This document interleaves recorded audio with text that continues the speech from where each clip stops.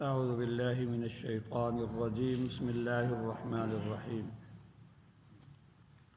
یا بنی انہا ان تک مثقال حبۃ من خردل فتکن فی صخرۃ او فی السماوات والارض او فی الارض یأتی بها اللہ ان اللہ لطیف خبیر یا بنی اقم الصلاۃ وأمر بالمعروف وانہا عن المنکر واصبر على ما اصابك ان ذلك من عزم الامور۔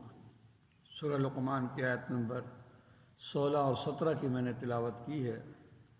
ان دو آیات مبارکہ میں بھی اللہ تبارک و تعالیٰ نے حضرت لقمان کی نصیحتوں کا تذکرہ فرمایا ہے جو انہوں نے اپنے بیٹے کو کی۔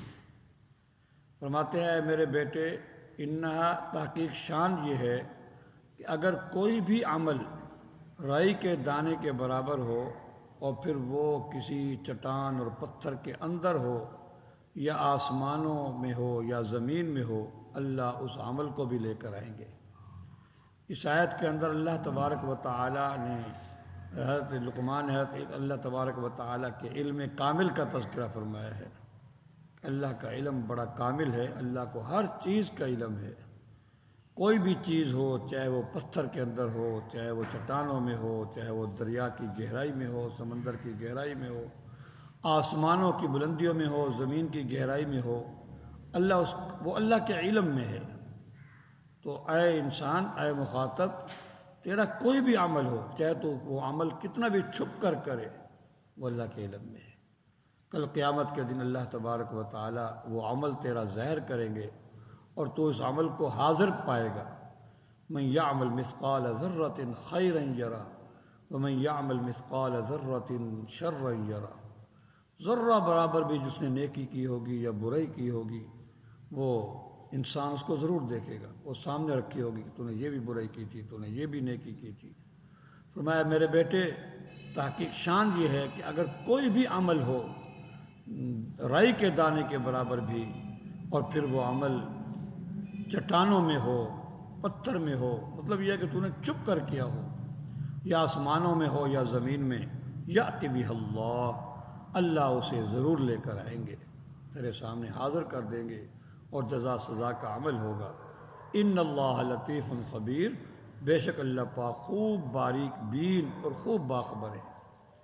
یا بنی اقم الصلاۃ، اے میرے بیٹے نماز قائم رکھ، اور نماز پڑھ جس طرح نماز پڑھنے کا حق ہے۔ جی، اپنی فرصت کا خیال نہ کر، نماز کے لیے فرصت کا خیال کر۔ ہمارے ہاں یہ ہوتا ہے کہ فرصت ہوگی تو نماز پڑھ لوں گا، پھر جب موقع ملے گا پڑھ لوں گا۔ نہیں، اپنے آپ کو فارغ کرو اور دل کو فارغ کر کے پوری طرح توجہ کے ساتھ نماز پڑھو، پوری طرح۔ دیگر سارے کام جو ہیں وہ ان کو پس پشت ڈال دو، پیچھے رکھ دو، نماز کو مقدم رکھو۔ اے میرے پیارے بیٹے، نماز قائم کر، اس طرح پڑھنے کا حق ہے۔ وَأْمُرْ بِالْمَعْرُوفِ وَانْهَ عَنِ الْمُنْكَرِ، خود بھی نیکی پر چل اور دوسروں کو بھی نیکی کا حکم دیتا رہے، اور ان کو بھلائی کا، نیکی کا حکم کر، اور برے کام سے لوگوں کو روک، اپنے گھر والوں کو، اپنے خاندان والوں کو، اپنے ہمسایوں کو جتنا ہو سکے۔ وَاصْبِرْ عَلَى مَا أَصَابَكَ، اور اے میرے پیارے بیٹے، جب تو یہ کام کرے گا، نماز پڑھنے کے لیے بھی اپنے آپ کو، اپنے نفس کو قابو رکھنا پڑتا ہے، زکوٰۃ دینے کے لیے بھی اپنے نفس کو قابو رکھنا پڑتا ہے، اس میں روزہ رکھنے کے لیے بھی گرمی سردی جو ہے وہ سب کچھ سامنے آتا ہے، تو اپنے آپ کو جمع کر رکھ۔ اسی طرح امر بالمعروف اور نہی المنکر میں دوسروں کی طرف سے کئی باتیں سننی پڑتی ہیں، ان باتوں کے سننے پر جو ہے وہ آپے سے باہر نہ ہو جایا کر، صبر کیا کر، برداشت کیا کر۔ اور اسی طرح بعض اوقات صرف وہ جو ہے روحانی طور پر ہی تکلیف نہیں دیتے بلکہ جسمانی طور پر بھی پنشمنٹ کرتے ہیں، تکلیف دیتے ہیں۔ وَاصْبِرْ عَلَى مَا أَصَابَكَ، نیکی کے کام میں جو بھی تجھے تکلیف پہنچے تو اس پر صبر کر۔ إِنَّ ذَلِكَ مِنْ عَزْمِ الْأُمُورِ، بے شک یہ بڑے اونچے درجے کے کاموں میں سے ہے۔